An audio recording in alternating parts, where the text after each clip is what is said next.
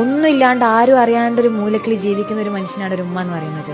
And ലോകത്തിൽ കിട്ടാവുന്ന ഏറ്റവും ബെസ്റ്റ് ജോബാണ് ഹൗസ് വൈഫ് ആവാന്ന് പറയുന്നത്. പക്ഷെ ആ ഹൗസ് വൈഫ് അല്ലെങ്കിൽ ഒരു വീട്ടമ്മ എന്ന് പറയുന്നത് മക്കളും ഹസ്ബൻഡും റിയലൈസ് ചെയ്യണില്ല.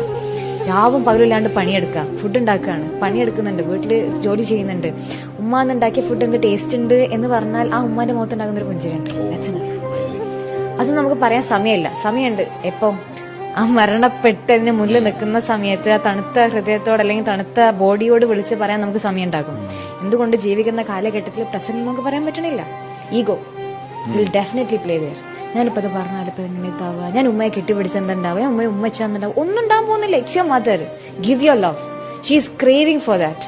ഒരാൾ മനസ്സിലാക്കാൻ ആഗ്രഹിക്കുന്ന ഒരു ഹൗസ് വൈഫ് എന്ന് പറയുന്നത് ജോലിയില്ല, രാവും പകലില്ലാണ്ട് കിച്ചൺ ആണ് ആളുടെ ലോകം എന്ന് പറയുന്നത്. ആ കിച്ചൺ എന്ന ലോകം സ്വർഗമാക്കാൻ പറ്റണമെന്നുണ്ടെങ്കിൽ അവിടെ ജീവിക്കുന്ന ഭർത്താവിനും അവിടെ ജീവിക്കുന്ന മക്കൾക്കും മാത്രമേ പറ്റുള്ളൂ.